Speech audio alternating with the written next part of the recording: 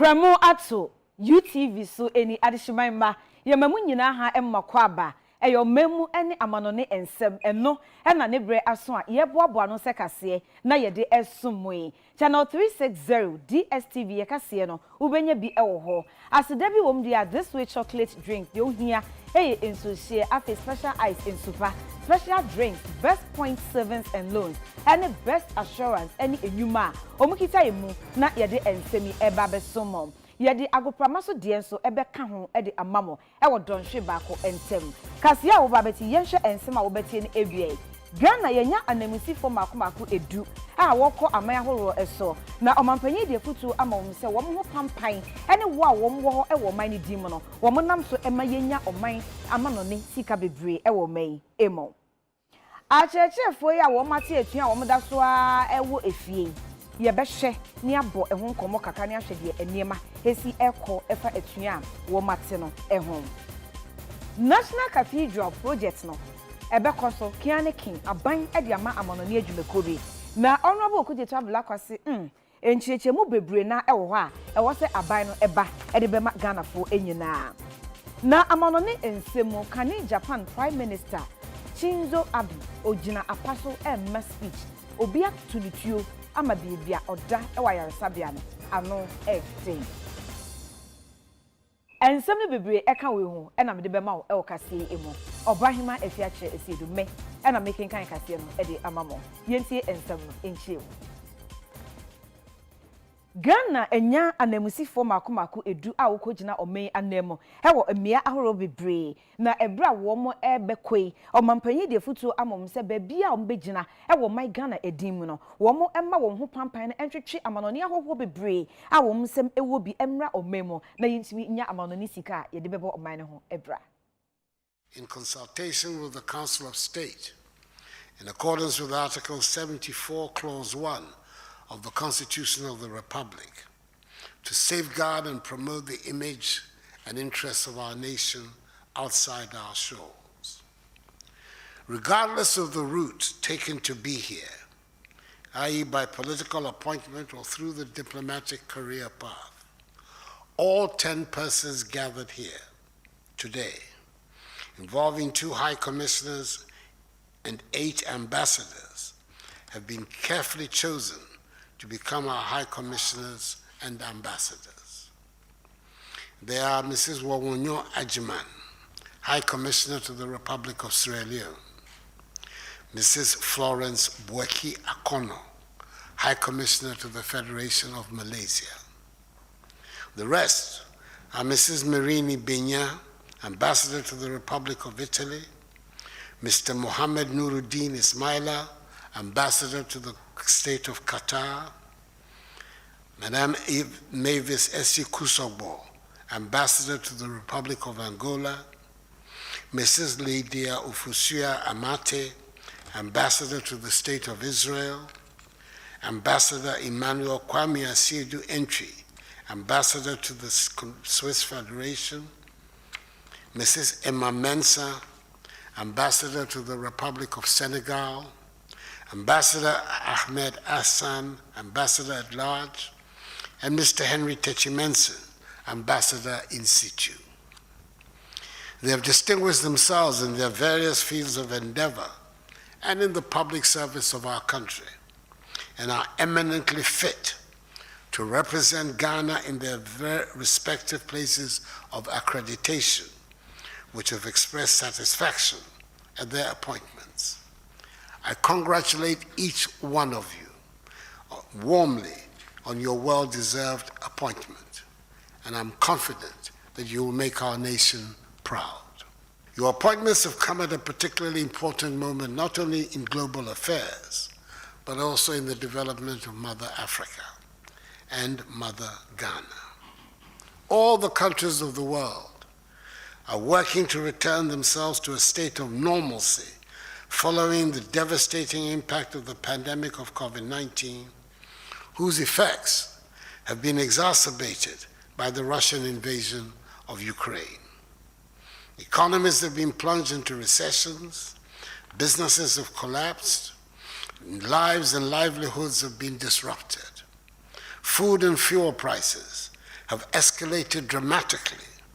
as global and domestic inflationary pressures mount. Hopefully, sooner rather than later,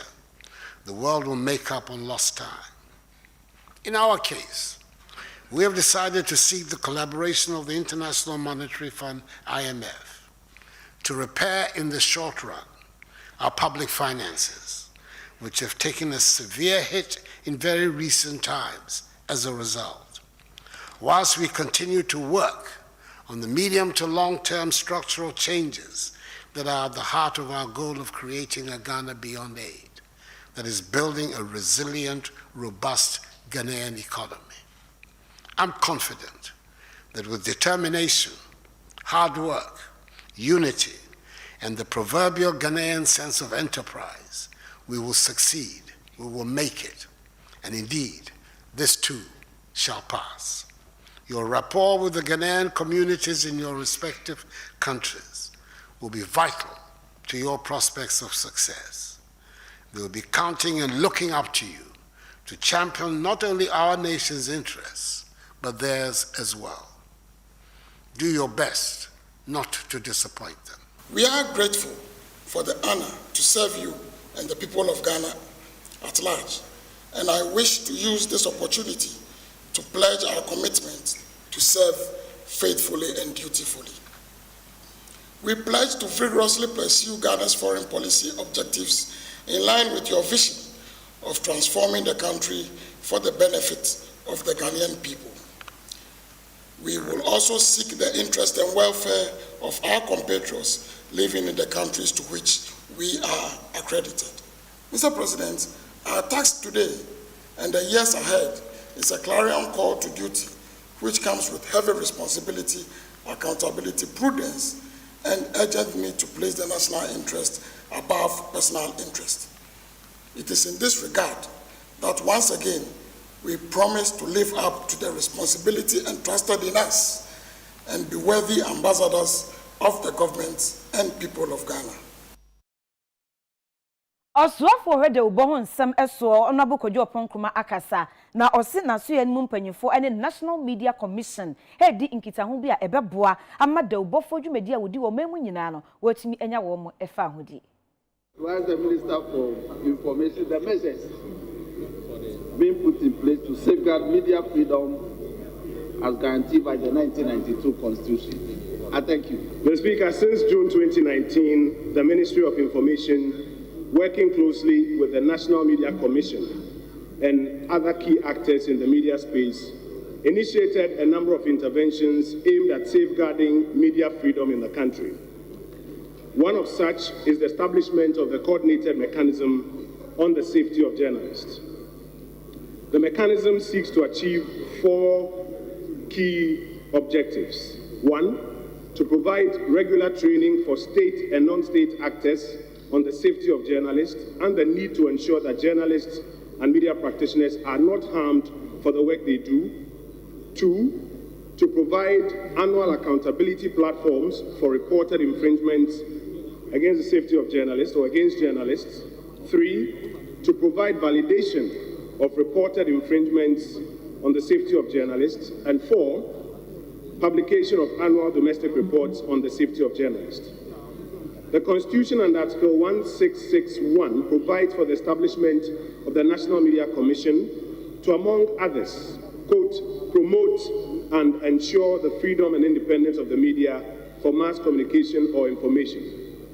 Pursuant to this, Mr. Speaker, the Ministry of Information requested the National Media Commission to execute this mechanism. The Ministry provided set-up support to the NMC and requested other affiliate bodies to extend additional support.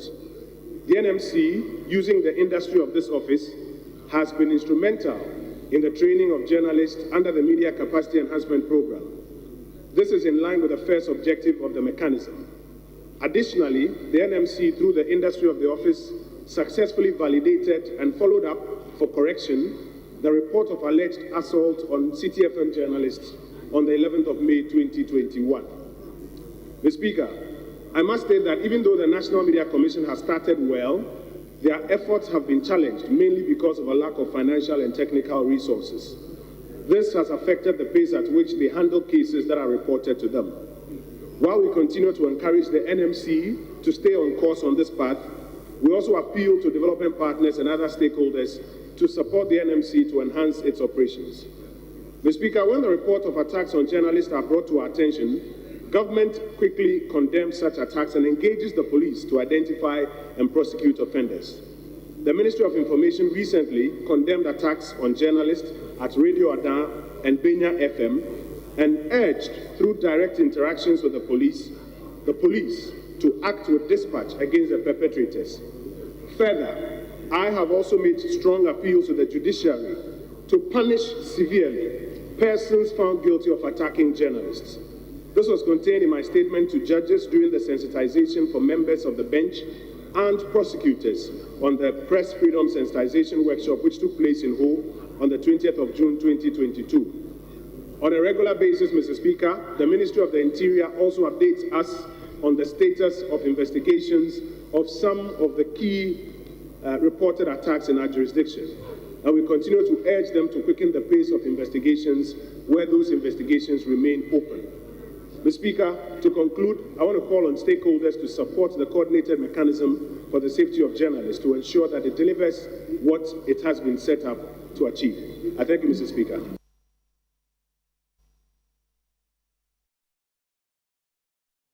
Achechefo a wom edom nat nagrat tewu and afi coalition of concerned teachers omati etua a wom tifie na wom nkosua de mumpo enkohra de yenko mantam emu na yenhwe ehunsunsanso yeko epoe mantam emu Ebenezer aye ewa homa no eso ayema hai you minu abia mi je osu bibi aboko nyame adom bibi aboko na onse yankofo adom yenti o you minu abia ne awoka na nokware akyerɛkyerɛfo de wɔn ntwrodua ne ade gu hɔ te wohia nneɛma bi afi aban hɔ nti sɛ aban anhwɛ ama wɔn de a ɛne prempren de wɔre twentwɛn wɔn adwuma a wɔyɛ so sɛ wɔbɛkyerɛ mmɔfra no adede wɔre nkɔ ɔdan no mu bio na ampa fiti joda no yɛde akyi ahwɛ a na joda no school baako ɛwɔ akuapem atifi mantam no mu ɛyɛ mansin no mu ɛyɛ Islamic senior Islamic basic school one day waka asa no onga amfa won niema angu fom wo course ya wo kyerɛ mmɔfra na de nti ade kyɛn no yɛsan kɔhwɛ bi o sɛ ade kyerɛ ne da so kɔso ya na yɛkɔɛ no na ɛno de wo pɔn mmɔfra ne nte bra wo de pɔn school na ndu ɛne wo pɔn mmɔfra no wo kyerɛ wɔn nti benada ɛda yɛn anim yi wo bɛsan ba school sɛ strike ni wo mu ana ɛnimu ne de one day school ne de wo bɛba mewie na mesande mani kyerɛ utibo asen ɛyɛ nnei mekɔɛ nso no na wonde wɔwɔ hɔ a wɔkɔ school na yɛ utibo asen senior high school yɛkɔɛ na suafo wɔ hɔ na emom ɛyɛ national service fo na ɛwɔ hɔ no ɛna kyerɛ mmɔfra na de ɛsan sɛ fɔntre fo ne ade wɔ mu schools ne de bebre na makwan ansa na strike ne ba na emom wɔn a wɔwɔ hɔ prempren no ɛyɛ national service fo na ɛkyerɛ wɔn ade na afei okorase nso okorase matedi sɛ ne president nyinaa no wɔn atoto school no ma asuafo inni hɔ a wɔde padlock ne ade atotototo adan no mu ti sɛ wo ba mantam a ɛyɛ koforidua ne mpɔtamu kɔ afiapem mpɔtamu hɔ ne de a school saa makwan de wɔn de wɔn amakwan na emu wɔn a wɔwɔ school no ebinom atoto adan no mu a ebinom nso wɔ hɔ a ɛyɛ national service fo a wɔwɔ hɔ no ɛna wɔkyerɛ mmɔfra na de na emom akyerɛkyerɛfo na nkasa de wonkɔto mpo sɛ wɔte school mu hɔ ana bi a wɔte bia bi ase kora mpo bɔ nkɔmmɔ da bi wɔn wɔ ni school mu hɔ bi na emu national service fo na ɛhwɛ mmɔfra no ɛna wɔn ankɔkora no nso de wɔde padlock ne ade atoto school no mu a wɔn nyinaa ɛkɔ fie yiw nti Islamic basic school ne de wɔn wɔde ato mmɔfra n'anim sɛ benada ɛda yɛn anim yi the strike no say ekoso ano ngejai when the school ne de wo beba yi nti say ye hwete benada ne so na say school no akerekere fo ne nsan ko ye bekwa akɔhwɛ say asɛm a wo kan no on adi so ya na nti me nua bia na saa na ti wo mantem ya nan aye ye bema mo ene ajuma Yamani bofo Ebenezer aye ogina nem ewo poe mantam emo ono ena ode amaniboi emma ye yesan akọ ahoma no so Charles ejui ewo ahoma no eso Charles mahai mejo do so mare me so hin na ogina Yo, so mame eba oye atoye manto mu aha de so nya so kofi ndem ya yare ka ho asemi yenya to da ma yare kanara yenyim de aha de numpo nagas na wodi nkan wo sorry pa de mo ti biara se yenya yehye July bosumu mu a wo boko strike nanke yenyim de Mwakaka oye nat na tewu na okike ka wonu podi na nka won so woronko so the mabu ya me yole kase of mame school sa wa ye kwai apro wo mi nara the start efi oye esikado keten na ye kodru esikado keten no ye din kan call oye nana covenant katia primary and JHS ye kodru ho no chede abo a wo school gana wo ho nara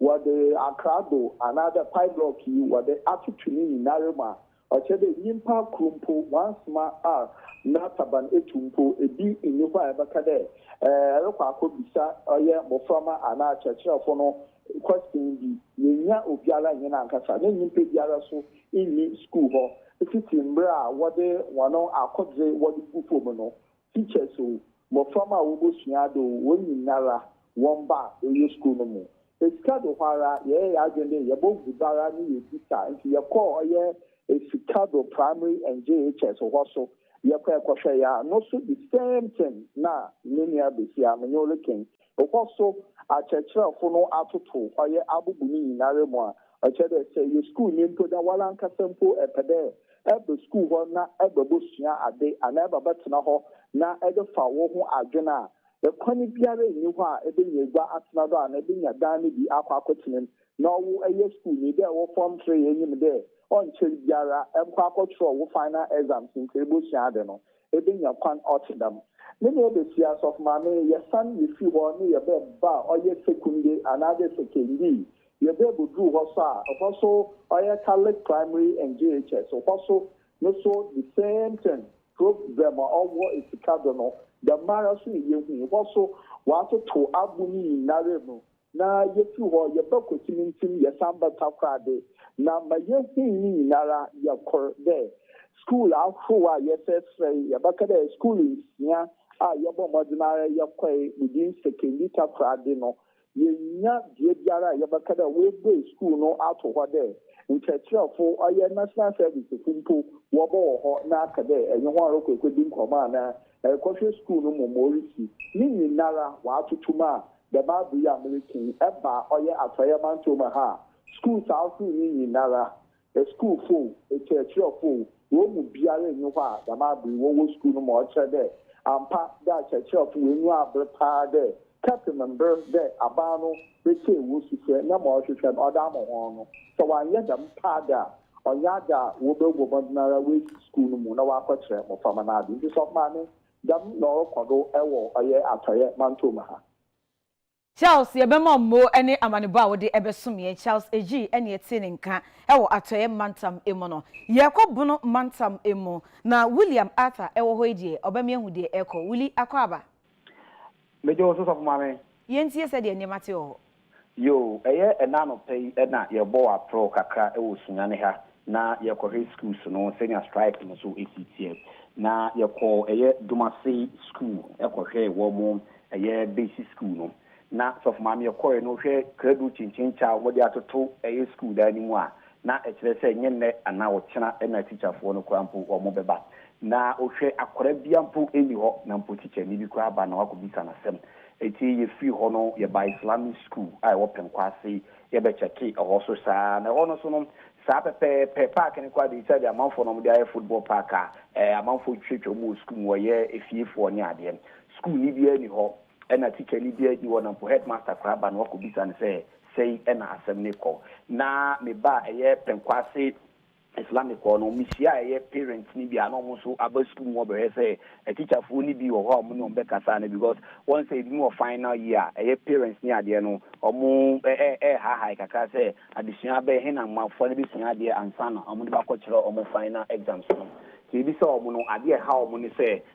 me nkora na ncho be school na teacher fo so eco strike yi na nkora titi fie wo suru kura say eye ma ni maiwa ni ade ni wo mu kura no wo me kwakofa eye nyi san bi kura na wo mo de aba efi say nkora maya ni de wo mu sisu sa no mo fie sa na wo de wo tridom na wontina fie kyanko na nsanyi bi ni ade de abam eti eno ne omo problem no ti fififo ne kwotwene amanfo basic school ho no so course sec model enso ye kohweye ho ina no sofman ne ka say eye credo akese pa no mo de atoto eye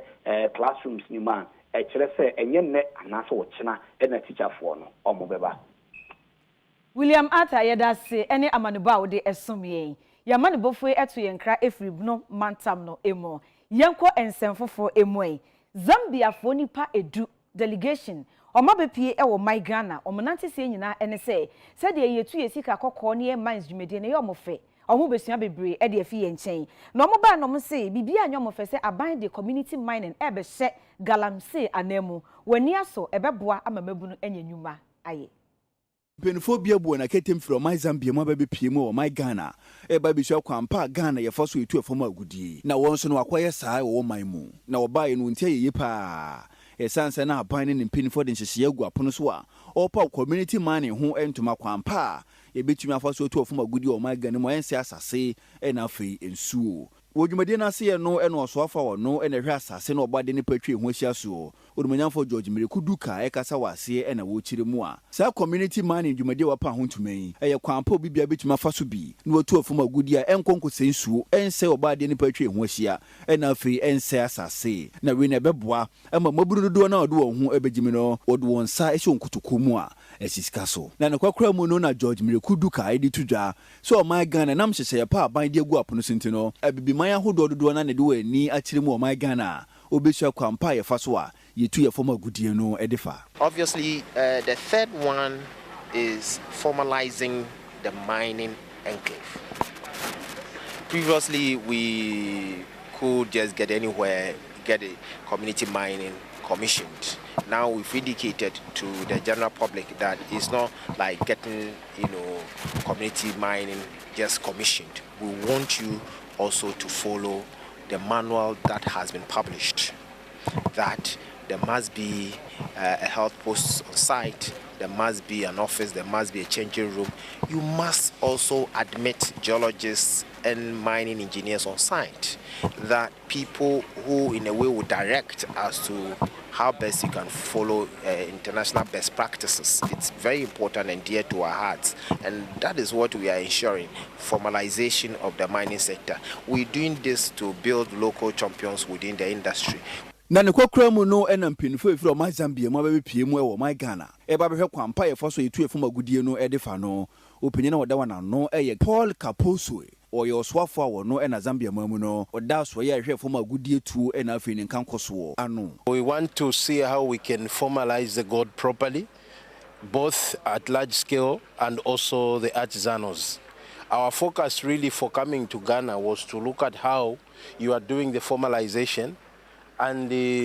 pleasantly, it's a coincidence that is so pleasant that we are able to be part of the launch of these two formalizations. Okay, and looking at the technology that you are using, I must say that I'm so impressed with what I've seen. And here we are at a small-scale mine of a Ghanaian. This is also very impressive. This is how Africa should do things. And this is why Zambia decided to come and visit a friend in the name of Ghana and be able to learn how you have formalized the artisanals. We want to move away from all sorts of illegal mining. We want to call upon all the illegals, so that we formalize them. They become part of the production figures in our country. Yako Ramsia site e wo sakumo no potem ho a amane boy feel eto dwa e kire se adan bebro empem 9 e no manfo aburagu wo saa na de omni se omni permit enti omuntu ateku anasempo a e ma ban Greater Accra Regional Security Council akoho e no mse ansha emu be se apem obedwiregu na atumi aboa ma ensuo enya baabi afa Takumono Ramza site ye kan ho asemi wa afi apema hankono de yokono nwotwe 1998 mu e na Bible on homodin ɛgye asase yantam bɛyɛ 4,200 acres ɛde to hɔ sɛ wɔkyena bi ne sɛ nsuo tɔ no asa no ɔden a sɛ na ɛbɛyɛ no ntwimfa amanfoɔ so nti no nsuo no bɛkɔ akɔta asase no so saa na kakra atumi atwetwe akɔ akɔbɔ saa akɔmɔ no lagoon no mu na nka mmɔnten so atumi ate wan na nnɛ bɔ a na akɔkɔpie mu ɛwɔ Ramsar site hɔ no mu a wɔasase 4,200 acres aban ɛgye to hɔ no mu no sɛsi aka asase no 500 acres pɛ amanfoɔ fasi bɔ akwan so awie asase no kakra ma sɛsi no asase no asampo ɛne saa na wei ɛna mafutufoɔ ɛde ma kwankyerɛfoɔ panyin a wɔ no na forestry commission ɔdan no owura David ɛkasa ɛna wɔkyerɛ mu a so wɔde w'ani ebubu a adan bɛyɛ mpem 94,000 ɛna wɔn nyinaa no wɔwɔ asase no so a wɔngye ni sɛ obi biara ɛwɔ tumi krataa ne saa esu nti no wɔntua to bia ɛmfa ama aban na saafo no nyinaa no wɔn adan no mpanyinfoɔ bɛka gu fam ɛsan sɛ nye obi ayi wɔ mu ɛne etu domo. The wetlands are set aside not to be inhabited, not to be developed for residential or whatever, human occupancy. No. If you do that, those structures are susceptible, highly subject to flooding when it rains. And you can witness that from the, these are just, this is just a lagoon water nearby. And so the structures here are impeding the waters that were leading into the lagoon. And so all this area gets flooded. And so how can we allow residential areas in such an area that is highly subject to flooding? And this is the song we have been singing and appealing to people. Don't do this. In times of floods, your houses will be flooded. Yet they ignore and they come this far, and you've seen it for yourselves. So we are appealing to the authorities, the powers that be, to help us solve this problem once and for all. At least, common sense should tell you that such a place is not a place to come and inhabit. Na ne kwakra mu no ɛna nkramanta mu mu commando mɛkyerɛ nkramanta mu soafoɔ orumanyafo Henry Kote enso ka sɛ kyerɛ mu a ontia dan sie ɛwɔ nkramanta mu na nso besi de no afa kwampa so no apɛ wasase na afei wasi wodan de asisi wasumudin obia ni woni hwan ni na nso wofa se bu akwan so si wodan na wotia nkoye yie na kosi babie ne kwa se disi dia o ɛne na waso bɛyɛ hye pa ɛno nti saafo e wakosi won dan asi Ramsar site hɔ no no wɔne regional security council mpanyinfo si nkonyambre pam no ɔbɛka kɔ ka dan ni nyinaa ɛde agu fam. Encroach upon government land and they go to court and they injunct government agencies from carrying out their duties. Isn't that ironic? The mayor of Tema is here. The MC of Tema West is here. We have MUSEC. We have RECSEC. These are all mandated bodies to deal with matters in the Greater Accra region. We will go back from here to be guided by the experts to tell us which area, the distance they want between the transition and the core. If they want to create a new core, that will be up to them. But certainly I can say that some houses will go down to make way for a new core. I've heard some people saying that, oh, we are coming to regularize. Let me make it clear. Regularization is the decision and discretion of the Minister for Lands and Natural Resources. We are members of RECSEC. Our duty is to make sure that we protect the land, and whatever Lands Commission wants to do or Lands wants to do, we don't have control over that one. But as far as we are concerned, we want to save Mother Ghana by making sure that from August, when government spends so much money to expand the motorway into 10 lanes, you don't wake up in the morning and it's flooded, and they'll say, oh, government, oh, government. So you see what is happening? We do the things, and then when we finish, we come to media and say, Abanu enye jumakra. But we are all seeing it. So those who will go to the air and start talking, and they get the lawyers to write big. World Health Organization wiase nyina pomuden wo ane Ghana Health Service akabom na omada adwuma pomuden mental health initiative bi edi a eba beboa ewo mai ebo wiase nyina pomuden kabom ku World Health Organization etranity awa WHO wo ane Ghana eya pomuden adwuma yiku Ghana Health Service no ena akabom a wo madan adwumadi ye di a yato ne din Ghana WHO Special Initiative for mental health. Na womo adan wedi anomo de babeboa no mahwe se adwumuyade ho nsenkaye apomuden ensem kwan so no womo ebetimi edi mu akoten no mo abo ho bra. Dr. Joanna Anson wono eyehu Ghana country officer okasa head for mental health policy no eho de omo de babebo dwumade ye omo dan wedi ni nyina ho bra na woni mpanifo nkaye ye je omo ndisem edifa ho. Ye special initiative in so ye hwese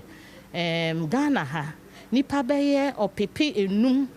ene po mienu broni beka say 5.2 million people omubenya access to mental health services a year of good quality na a year person centered send ya matrice mu no na fe a year also affordable to everybody. Say COVID situation yi ba ye nyina ye ho nipa bebre wo ho a stress ni ade nti obi wo ho kra o twa kwan mu kra o hu na ka e bo no so aben sankrofo ni nyina na ye pese ye make sure say through this initiative no services are available a obetumi akoho krapo ama broni beka say ya ye o mental health assessment ya assess o status mental health status na the necessary support any help ye de be ma no ye de amount e wo yen facilities no. So the reason why the UK government is supporting this initiative is because we've been a proud supporter of mental health in Ghana for over 10 years. We have worked closely with WHO and we've worked with them on scaling up services to mental health at the primary level. So this new initiative builds on the work that we've done with them, and it will increase access and coverage across Ghana to mental health services and also provide more support in terms of treatment to people suffering from mental health conditions. So for that reason, we are collaborating with the WHO in order to work with them on this new initiative. One of the big strategies is that we need to work through leadership and governance, such as policy and the way in which mental health systems are financed and the way in which mental health systems are managed and organised so that they can better represent the needs of the community and the people who need treatment. Doma Mahine ono aso ne president a oda bono na nanomata nkonwa ano osagefo osiade yo Dr. Ajimabedu a otoso emieno de woka ene se enche Regional House of Chiefs no ebeda bono development fund no edi na ogidie se edimpuntio ebeba Mahine de madoma na nanomata nkonwa nsase a ono ase gina mu se president edema bono Regional House of Chiefs osagefo osiade yo Dr. Ajimabedu a otoso mienu wakasa no no se aban ko antimi enye mpontudwuma no enti ehu behia se nananom so de wo ho bagim no wo aso aban na sene se ne be ya mpontudwuma no ebetimi akonkan ye papa e wo my Ghana asoye ahodo a ewo mu no emu osagefo osiade yo Dr. Ajimabedu a otoso mienu de nsem we nyina no tudwa e wo Mekobono festival no anasa afahye no ase wosunyane okande to so se Regional House of Chiefs ne bebo modern no mahwe se ensrahwom de bakopie mu e wo traditional council ahodo ni nyina ase na fe enso ni biano womo ede ama won ye hu se nya abane nko a ne betima ye mpuntuo abane enye to no oje nye ye godu ya ene ye gudie no ne oyire no ohwehwe ya asase su nya ono na afa abene no asase na nkasa so nge mfiri yensem nipa no so abete so abe nyina besum na nanama amangene sabe nge mfiri yensem nti ye de ne se ye be pefoto ni ahwe se emrante na titro bako school menkasa benko a abenya adwuma nye no yetimi apa adwuma bi ayede amabe enti ye besre bonoman eduru ho na obia te sa adwuma die nka eno so ye besre na nasunwane manhene one ma mehema ni nyina ya baha ni apafotuo bi ayede fapim na yetimi ede ayesa adwuma no Omemu abedwaku a wono hwe amamre ene amaniensem so mehwe National Commission on Culture wono pani kwantwefo eye executive director eye Madam Edna Janet Nyame okasa ye defa amamre nsem ho ne kwan a sisia no efa so epem oman bia ekọ enkan wo hye se bono emmanso anaso omanfo mote bono wo monhwe se wono mamamre no wo betimi edi akotini ye papa e okwan ya mofa so a wo motete wono emmamu no wo nkakasa no emanitimi enji hini papa ye na ahofro nso entibi wosanso ekire se so motete wo ma wo emfa bono kasa no mfantete wo se na be ya wo re enkonko free wo kasa ena ne abaso wo Ghana ha no e ukwa fie bia mu a oba wa ana ye wo akwada ye de brofo ne tete no ye besre se mo me anya sa asiatra no rich culture as well as projecting our economic and tourism potentials through this event to the outside world in general and Ghana in particular will attract investors to the region. It will also serve as a forum where Nananom and the people will interact effectively to discuss issues affecting the development of the bonus in the way forward. Undoubtedly, this event will promote resolution of most chieftaincy disputes across the region, if not totally eliminated. Thus, unity among our chiefs, who are custodians and around whom the lives and the spirit of the people revolve, matter a lot to drive home development of this very region. Na watchi a etwam ensubransam bi etoy ema eyiri papa enti omanfo a na womo enzima ekropon bese ahasa omafie ni omajapade bebre na na eseye na eno na atoy mantem so afo no abokobna ochida komensa agina abana nem ahyebo se obehwe na yenua no omho ache omno wape baabi ama womatumi ade onti ato mame pele wonya wata asene de ye na bana na nado da kwa akufo abi oda no oya bana owotima oya bana odwule pano ho oya bana opede nipa bia no nkoso oyeden okonenim oya bana ogidi de ankra adwuma yeso wona ase na ogira wonanda woboa oman enti ende wona ase metu woni wonya wayawe de adamusfo wa ba boboa yawe de district assembly wa ba boboa na ende so Memphis Metropolitan Limited. I was why the name. Waba. Omanda suma yesum Ghana mighty no. Inzuma mantem hanira ka Ghana ho. E kropo ka ho. E dubre ka ho. Ente yechina ha awa ya director Patrick Kwame Danso anem. Britain aban anam senior wo my Ghana Her Excellency Harriet Thompson na nananum hemfo ne omanfo modofo nananum atankonwa wo from mantam no emu e de adesede atonanim se nadaroma wonta wo machi na Volta Textiles adwuma na egu no entumi enya enkwa ebio nananum atankonwa ene omanfo mo wodofo nananum atankonwa nsa so wo Northton I know Japan from Mantamu, enom de adesede we nyina no eto His Excellency Harriet Thompson, British High Commissioner to Ghana nanim, se wombo modern womo a womo se ne be ya, Water Star Textiles no, womo betimi asama na gina na so biom, na mebunu nso e wompotem honom na nya adwuma ye, esan se no, e na no womo nso ye adwuma wo mu a etimi ma omasetena mu nsem no, ekon kan na nso enne ya ye kasei, kan na Japan Textiles a eno no be ye, Water Star Textiles no, ne nyina so no enhya da nko yie kura enti no mo ade adesede we no eto nanim enam yensa no de asi wono mu a wode kwa aporo ewo framantem ho no mo togbe agbola a wotoso nsia mankralo de ma dofo nananu atankonya sase waje commissioner yi efel so eho en wode nsami nyina no eto nanim wone ne manfo ekasa ye edefa Water Star Textiles no sisi a ne gina be ene kwan a ombese ofaso eboa wo mo se ne be ya mabunu nso betimi enya adwuma aye. We are appealing through His Excellency Harriet Thompson, the British High Commissioner, to endeavor and assist us to get investors to procure some machines to revamp the factory as a matter of urgency, to alleviate the poverty among the youth, women and children. The collapse of this factory have adverse effects on our livelihood, economic hardship, school dropouts,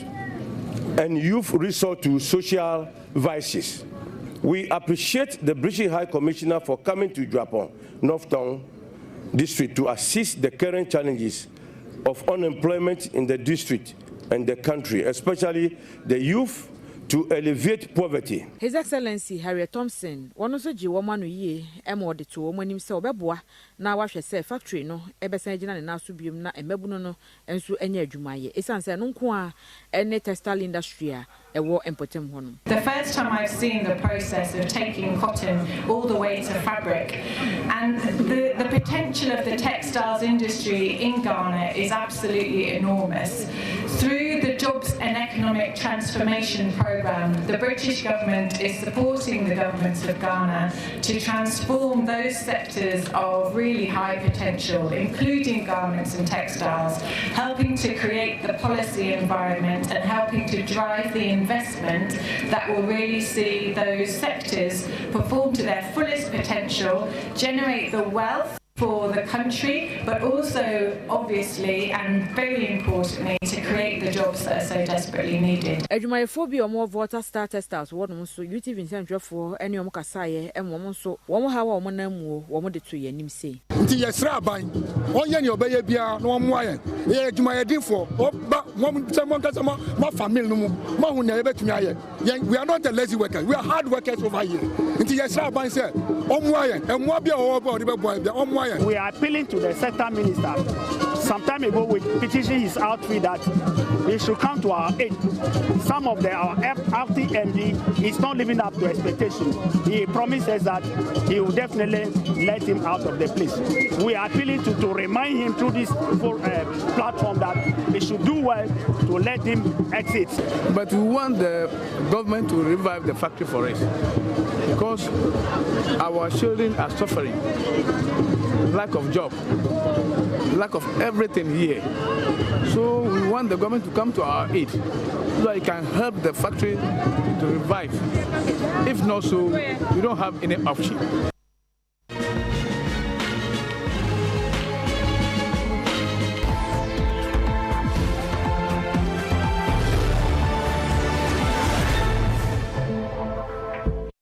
Yadimo eko empotamu edie. Mali Estate ewo Ashama na baton pesua so ewo enkran mantami emo omanfo ne se omhochi omopapa apa esan se bridge bi a ebo amomudi akoniaban bridge na sei enti omode ade se eto assembly nanim se wadaroma won sorry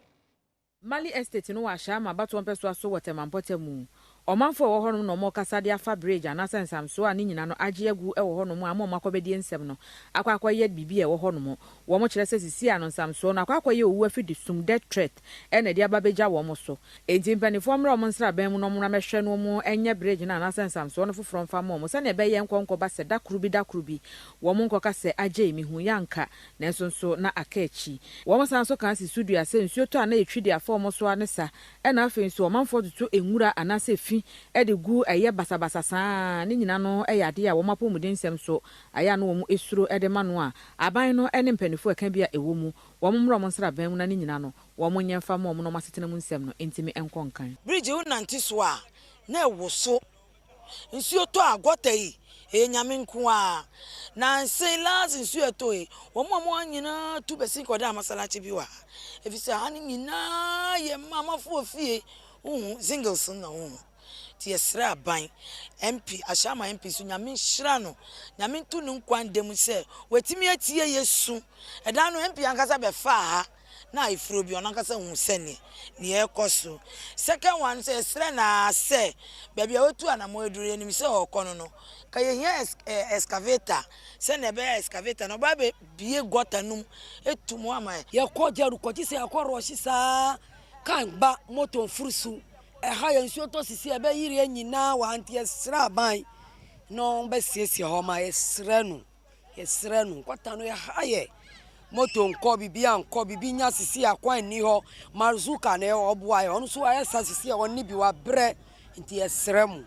mesra ban se onboa yen ye gota no onye mai nsuo to ya ha ye ntumi ngina chese edwane ye ndwane na bi nkofu bebre wu ya sra ban se onbe boa yen no nya gota we mai na gota wanya mai ebe ha ye pa na UTV nsentwerefo se de bia ya na ye pese ye tese panni wodua maten so mante no ye bo anan ekom na hye bedwani de ma Ashama abato mpeso ne nchen onumunyamfo enes no gwe wono so de tu ye nim se wobebo moden no ahwe sensam so no wobeye ede ama wo mo ne wobeye ne fufuro mu kura no manfo ne so akobedi nsem no atimi akoyiye papa ede ama wo mo a wo hwe anim se abosome miensa ntam no wobetimi edi dwumadie no ede ama wo no. The assembly will have to be up and doing in the community.